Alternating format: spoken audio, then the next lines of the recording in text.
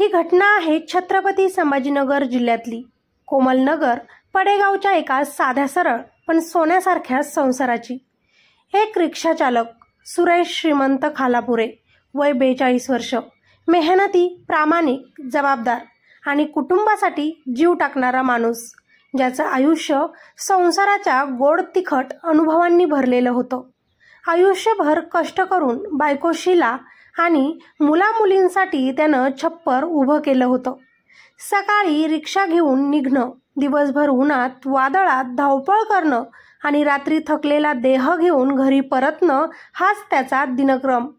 पण इतकं कष्ट करूनही त्याला समाधान होतं, कारण त्याच्या घरात सुख होतं, हसतं खेळतं त्याचं कुटुंब होतं।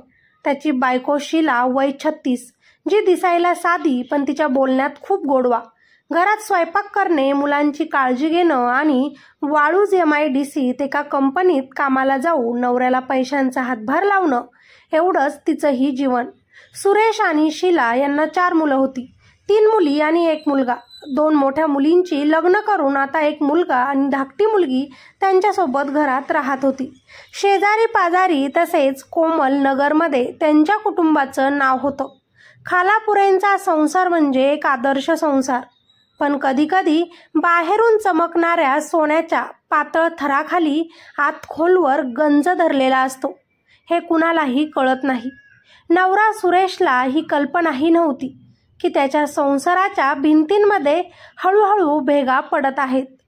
काही महिन्यांपूर्वी शीला ज्या कंपनीत काम करत होती तिथून तिनं राजीनामा दिला, कारण सांगितलं की तिथं कामाचा ताण जास्त आहे, पगारही कमी आहे, यापेक्षा दुसरीकडे चांगली संधी मिळेल। नवरा सुरेशनं बायकोवर विश्वास ठेवला।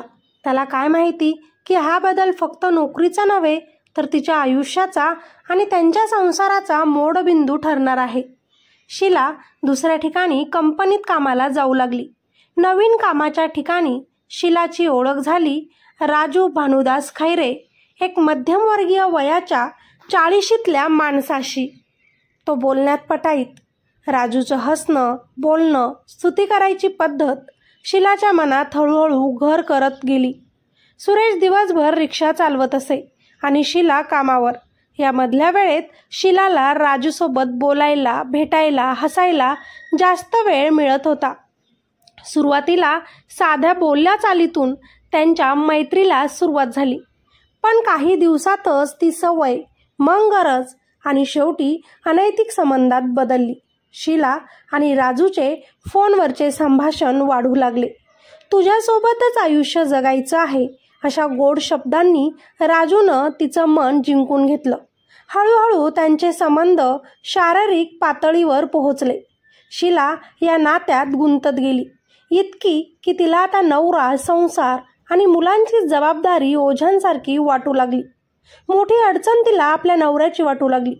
नवरा सुरेश जिवंत असेपर्यंत आपलं स्वप्न कधीच सत्य होणार नाही, आपण कधीच एकत्र येणार नाही, असा विचार तिच्या मनात येऊ लागला। नवऱ्यासोबत सतत वाद आता ती घरात घालू लागली। तिच्या बदलण्यामागील कारण त्याच्याही नीट लक्षात येत नव्हतं, पण इकडे बायको नवऱ्याची अडसर दूर करण्यासाठी प्रियकरासोबत मिळून भयंकर निर्णय घेते। नवरा सुरेशला कायमचं संपवण्याचा प्लॅन तयार झाला। एक रात्री जेव्हा घरात कुणी नसेल, शीला दरवाजा उघडा ठेवेल, राजू आत येईल आणि झोपेत असलेल्या सुरेशचा गळा आवळून जीव घेईल। 2 ऑगस्ट 2025ची ती रात्र। बाहेर वारा सुटला होता। कोमल नगरच्या गल्लीत अंधार दाटला होता। रात्रीचं जेवण झालं होतं। सुरेशनं दमलेल्या अंगानं पलंगावर पाय पसरले। टीव्हीवर हलकासा आवाज चालू होता। घरातील मुलं झोपायला आत गेली होती। शीला मात्र मनातल्या वादळानं बैचेन होती। घड्याळाचे काटे हळूहळू 11कडे सरकत होते। तिनं ठरवलं, आजचं काम आजच संपलं पाहिजे। सुरेश झोपेत जाताच शीलानं हळूच दरवाजा किंचित उघडा ठेवला। काही मिनिटातच अंधारातून एक सावली आतमध्ये शिरली। राजू। त्याच्या डोळ्यात भीती आणि उत्तेजना दोन्हीही होतं। शीला आणि राजू एकमेकांकडे पाहतात आणि मान हलवतात। दरवाजा बंद होतो। शीला टीव्हीचा आवाज मोठा करते, जेणेकरून कोणताही आरडाओरडा बाहेर ऐकू जाऊ नये। राजू पलंगाजवळ जातो। शीला उशी उचलते आणि झोपलेल्या सुरेशच्या चेहऱ्यावर घट्ट दाबते. सुरेशला जाणवतं आपल्यासोबत काहीतरी अनर्थ घडतंय. तो तडफडतो आणि त्याच वेळी राजू दोन्ही हातांनी त्याचा गळा आवळण्याचा प्रयत्न करतो. पण त्या झटपटीत सुरेश पलंग आणि भिंतीच्या मध्ये कोसळतो आणि त्यामुळे त्यांना त्याचा गळा आवळणं अवघड जातं. सुरेश जोरजोरात ओरडतो, वाचवा वाचवा, मदत करा. भाडेकरांच्या घरून ओरडण्याचा आवाज ऐकून वरच्या मजल्यावर राहणारा घरमालक विशाल जाधव बाहेर येऊन तो आवाज पुन्हा ऐकतो. त्याला काहीतरी गडबड वाटते. तो पटकनच खाली धावतो आणि दरवाजा ठोठावतो. काय चाललंय आत? काय झालं? सगळं ठीक आहे ना? तो विचारतो.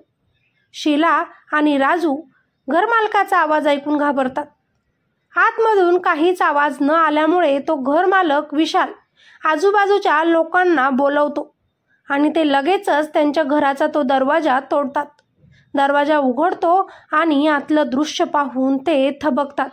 सुरेश जमिनीवर बसलेला, चेहरा लाल, श्वास घेताना त्रास आणि बाजूला एक अनोळखी माणूस राजू उभा. हा माझा खून करणार होता. माझ्या बायकोचा प्रियकर आहे. याच्यासाठीच ती माझा खून करत होती. सुरेशच्या तोंडून शब्द फुटतात. लोक संतापाने राजूला धरून घेतात आणि लाथाबुक्क्यांनी मारायला सुरुवात करतात. राजूच्या चेहऱ्यावर रक्त येतं. या गोंधळात शीला आपल्या मुलाला घेऊन तिथून पळ काढते. कोणीही तिला थांबवू शकत नाही. काही मिनिटातच पोलीस तिथे येतात. छावणी पोलीस ठाण्यात तक्रार नोंदवली जाते. आरोपी बायको शीला खालापुरे आणि तिचा प्रियकर राजू खैरे विरुद्ध. खरं तर शीला घाईघाईने आपल्या मुलाला घेऊन घटनास्थळावरून पसार तर झाली, पण पळणं तिच्या गुन्ह्याचं ओझं कमी करू शकलं नाही. सुरेश जरी मारहाणीतून वाचला तरीही त्याच्या आयुष्यातला विश्वास, प्रेम आणि नात्यांचा पाया कायमचा हादरला होता. त्याला आता फक्त आपण जिवंत राहण्याचाच आनंद उरला होता, पण मनातील जखम आयुष्यभर भरून येणारी नव्हती. राजूला अटक करून त्याच्यावर कारवाई सुरू केली गेली आहे, पण अद्यापही त्याची बायको शीला ही फरारच आहे. ही घटना संपूर्ण कोमलनगरमध्ये वणव्यासारखी पसरली. लोकांच्या डोळ्यात एकच प्रश्न होता, मानवी स्वार्थ आणि वासना माणसाला किती खालच्या थराला नेऊ शकतात. मित्र आणि मैत्रिणींनो, विश्वास हा संसाराचा पाया असतो, पण जेव्हा तोच पाया तुटतो तेव्हा उरते फक्त ढासळलेलं अवशेष. नात्यांमध्ये खोटेपणा, फसवणूक आणि लोभ शिरला की संसार सोन्यासारखा राहत नाही, तो राख होतो. म्हणूनच प्रेम असो की लग्न, प्रामाणिकपणा हीच खरी नात्याची सुरक्षा आहे. बाकी या घटनेबद्दल तुमच्या प्रतिक्रिया खाली कॉमेंटमध्ये नक्कीच द्या. व्हिडिओला लाईक करा आणि चॅनलवर नवीन असाल तर आपल्या चॅनलला लगेचच सबस्क्राईब करायला अजिबात विसरू नका. भेटूया अशाच एका नवीन क्राईम स्टोरीमध्ये. तोपर्यंत स्वतःची काळजी घ्या, सतर्क रहा. धन्यवाद.